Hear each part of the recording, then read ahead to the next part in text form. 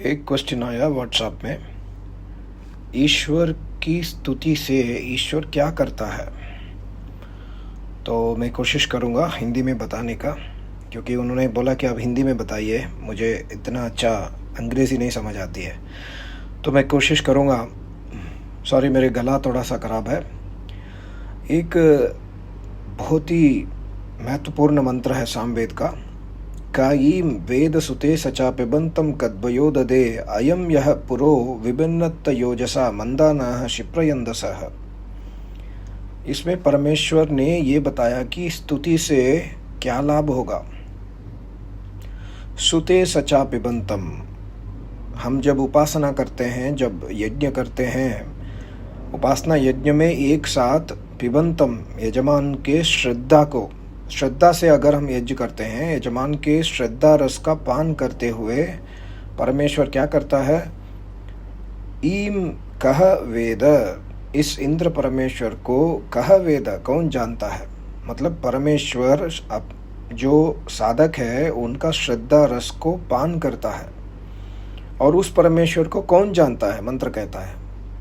और उसके बाद कत वयह ददे, कब वह उपासक के जीवन को ददे, सहारा दे देता है, इसे भी कौन जानता है। अर्थात यदि कोई जानता है तो वो उपासक ही जानता है, अन्य कोई नहीं जानता है, या उपासक ही अनुभव करता है।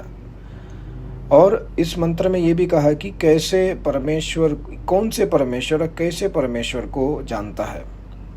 अयम यह शिप्री, यह जो शिप्री मतलब प्रशस्त स्वरूप वाला परमेश्वर जो है, अंधसह मंदानाः, यजमान के श्रद्धा रस से मंदानाः प्रसन्न होता हुआ, ओजसा पुरः बलपूर्वक, अपने बल से, अपने ओज से, तेज से, पुरः उसकी जो साधक है, जो उपासक है, उसकी मनोभूमि में दृढ़ता के साथ जमी हुई काम क्रोध आदि असुरों की नगरियों को विभिन्नति, तोड़ फोड़ देता है। तो जब हम स्तुति करते हैं यज्ञ में, या स्तुति करते हैं, हम उपासना करते वक्त, ध्यान करते वक्त, परमात्मा का नाम जाप करते हैं, श्रद्धा से करते हैं। श्रद्धा बहुत इम्पोर्टेंट है, फॉर्मेलिटी नहीं करना चाहिए।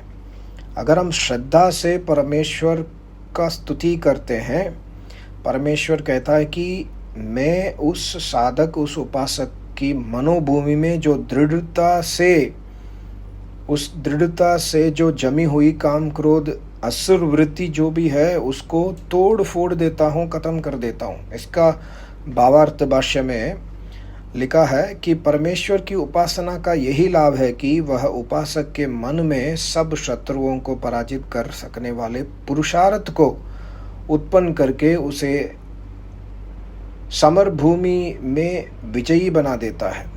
ये बहुत ही इम्पोर्टेंट है। इसमें हमारा पुरुषार्थ बहुत इम्पोर्टेंट है। जो आलसी व्यक्ति है, पहले चीज़, आलसी व्यक्ति उपासना नहीं कर पाएगा। अगर करेगा भी, फॉर्मेलिटी करेगा, यज्ञ करेगा, सुबह शाम पर दिन भर पड़ा रहेगा, उसको परमात्मा मदद नहीं करेगा। जो पुरुषार्थ करेगा, यत्न करेगा, प्रयत्न करेगा, अपने जो अविद्या को दूर करने के लिए स्वाध्याय करेगा, अच्छे विचार रखेगा, संयम रखेगा, जो ब्रह्मचर्य का पालन करेगा, यम नियम को पालन करेगा, उस व्यक्ति को, उस साधक को परमात्मा कहते हैं कि विभिन्नति, तोड़ फोड़ देता हूँ उसकी अविद्या को, उसके जो काम क्रोध इत्यादि जो असुर की नगरी बसी हुई है अंदर मन में, सबको मैं ख़त्म कर लेता हूँ।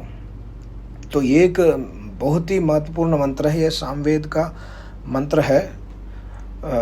ये जो है 297, बहुत ही इम्पोर्टेंट मंत्र है। तो इस मंत्र को आप याद रखिए कि हमको श्रद्धा लाना, ईश्वर के ऊपर श्रद्धा लेकर आना होगा। श्रद्धा से हम अगर उपासना करेंगे, हम बाकी सब ईश्वर के ऊपर छोड़ देते हैं। ईश्वर सब कुछ देख लेगा, ईश्वर हमारे अविद्या को ख़त्म कर लेगा। हमारे पास उतना सामर्थ्य नहीं है। तो यही एक सिंपल मैं आपको उत्तर दे रहा हूँ कि ईश्वर की उपासना से ये लाभ होगा जीवन में, और इससे ज़्यादा लाभ हमें नहीं चाहिए। यही सबसे इम्पोर्टेंट लाभ है कि जो हमारे अंदर जो अविद्या, काम क्रोध इत्यादि खत्म हो गया है, तो हम मोक्ष समाधिस्थ हो जाएंगे, फिर मोक्ष पा जाएंगे। उम्मीद है आपको समझ में आया होगा। मेरी हिंदी थोड़ा सा ख़राब है, sorry for that. Thank you so much. नमस्ते। ओम।